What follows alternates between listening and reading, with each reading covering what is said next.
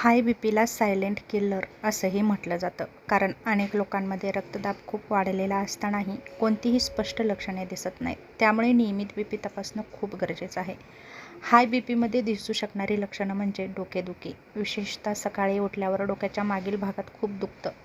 BP खूप वाढल्यावर डोकं जड वाटू लागतं, चक्कर येते, डोकं हलकं वाटतं, अचानक उठल्यावर अस्थिर वाटतं, धूसर दिसतं, डोळ्यासमोर अंधारी येते, वस्तू स्पष्ट दिसत नाही. त्याचप्रमाणे जर दीर्घकाळ हाय बीपीमुळे डोळ्यांच्या रक्तवाहिन्यांचं नुकसानही होऊ शकतं. छातीत दुखतं, छातीत दाब येतो, जडपणा जाणवतो किंवा वेदना जाणवतात. हे हृदयावर ताण वाढल्याचं लक्षण असू शकतं. श्वास लागणं, थोडं चालल्यावर किंवा जिना चढल्यावर दम लागतो. हृदयाची कार्यक्षमता कमी झाल्यामुळे हे लक्षण दिसू शकतं.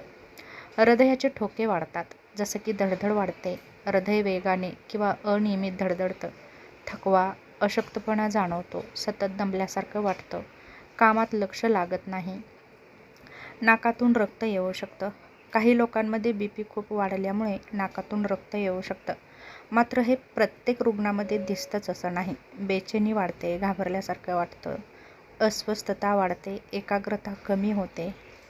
त्याचप्रमाणे हाय बीपीमुळे दीर्घकाळात होणारे गंभीर परिणाम म्हणजे जर रक्तदाब नियंत्रित ठेवला नाही तर हृदयविकाराचा झटका येऊ शकतो, स्ट्रोक येऊ शकतो, मेंदूमध्ये रक्तपुरवठा बंद होऊ शकतो आणि रक्तस्राव होतो, किडनी निकामी होऊ शकते, डोळ्यांची दृष्टी कमी होऊ शकते, हृदय कमजोर होतं. डॉक्टरांकडे कधी जावं? तर तीव्र डोकेदुखी, छातीत तीव्र वेदना, अचानक श्वास घ्यायला त्रास, हातपाय सुन्न होणं यासारखी लक्षणं दिसत असतील तर तुम्ही नक्कीच डॉक्टरांकडे जाऊन योग्य ते उपचार घेऊ शकता. त्याचप्रमाणे बोलण्यात अडचण येते, दृष्टी अचानक धूसर होते, ही अत्यंत वाढलेल्या रक्तदाबाची किंवा हार्ट अटॅकची चिन्हं असू शकतात. लक्षात ठेवा, हाय बीपीची सर्वात मोठी समस्या म्हणजे अनेक वेळा कोणतीही लक्षणे नसतात. त्यामुळे 40 वर्षांनंतर किंवा कुटुंबात बीपीचा इतिहास असेल तर दर काही महिन्यांनी रक्तदाब तपासणं गरजेचं आहे.